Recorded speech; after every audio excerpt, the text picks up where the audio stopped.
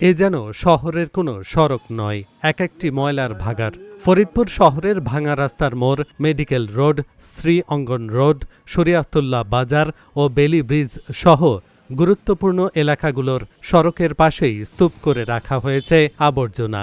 দীর্ঘদিন ধরে জমে থাকা এসব বর্জ্য থেকে ছড়াচ্ছে তীব্র দুর্গন্ধ, সেই সাথে পাল্লা দিয়ে বাড়ছে মশা মাছির উপদ্রব।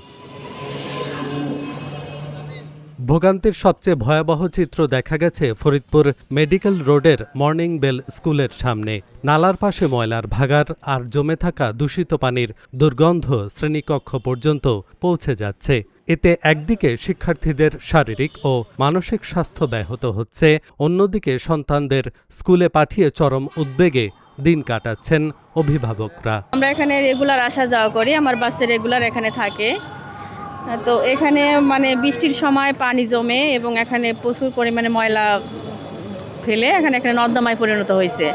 এখান থেকে প্রচুর দুর্গন্ধ এবং মশা হয় এবং বন্যার পানি স্কুলের পর্যন্ত চলে যায়। অল্প একটু জায়গা ময়লার একটা ঘর আছে, সেই ময়লার ঘর ওভারটেক করে এসে আমাদের এখানে ময়লা ফেলতেছে। এটা সাধারণ জনগণই হয়তো ফেলতেছে, এটা পৌরসভার দায়িত্ব ছিল যে তাদের যেহেতু একটা ঘর আছে তারপরেও তারা এইখানে কেন এসে ময়লাটা রাখছে, এটা তাদের মনিটরিং করা দায়িত্ব ছিল। প্রচুর পরিমাণে মশা, অন্য কীটপতঙ্গ, কেঁচো, পোকামাকড় এগুলো আমাদের ক্লাসরুমে ঢুকে যায় এবং এত পরিমাণ মশা যে আমরা বাচ্চাদের কন্ট্রোল করতে পারি না, যে আবার এদিকে কয়েলও ধরাইতে পারি না। যারা পথচারী যায় এরা অনেক সময় নাকে কাপড় দিয়ে যায়, দুর্গন্ধ। সাইনবোর্ড দেওয়ার পরে এখানে ময়লা ফেলানো হয়। এটা আসলে মানুষের বিবেক কোথায় কাজ করে আল্লাহ জানে। মানুষের এটা উচিত যে এখানে ময়লা না ফেলানো, যে পথচারীদের সমস্যা না হয়, মানুষের ভোগান্তি না হয়, জনগণের ভোগান্তি না হয়। পৌরসভার নিজস্ব তথ্য অনুযায়ী শহরে প্রতিদিন বিপুল পরিমাণ বর্জ্য উৎপাদিত হলেও তার পুরোটা নিয়মিত অপসারণ করা সম্ভব হচ্ছে না।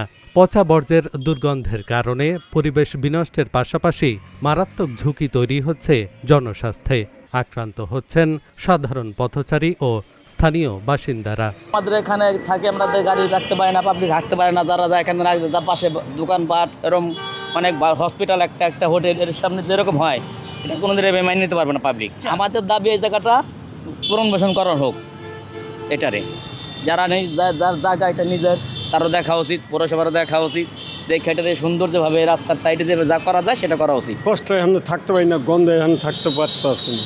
পৌরসভার করেছি পরিষ্কার করে, পরিষ্কার করো, কোনো রকম পাড়াইছে পরিষ্কার করে না।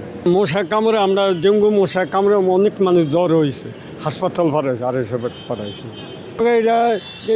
মাটি হালায় বরজ করার দরকার। এটা যত্রতত্র ময়লা ফেলার মানসিকতা দূর করতে শিগগিরই সিভিক সেন্স বৃদ্ধি ও সচেতনতামূলক কর্মসূচিতে নামবে পৌরসভা, বললেন ফরিদপুর পৌরসভার প্রশাসক। সারা বিশ্বের মানুষ কিভাবে পরিষ্কার পরিচ্ছন্নতা বজায় রাখে, যে আমি রাস্তাঘাটে যাওয়ার পথে বা যে কোনো জায়গায় যদি ফেলা যায় না, মানুষের যে দুর্ভোগের সৃষ্টি হয়, এই সচেতনতা ছোট বয়স থেকে যাতে শিখতে পারে স্টুডেন্ট থাকাকালীন অবস্থা থেকে, এবং যারা ব্যবসা বাণিজ্য করে তাদের যে সমাজ নিয়েছে তাদেরকে আমরা বলেছি, আমরা আমাদের কাজ চালিয়ে যাচ্ছি যাতে করে মানুষের সচেতনতা সৃষ্টি করা যায়।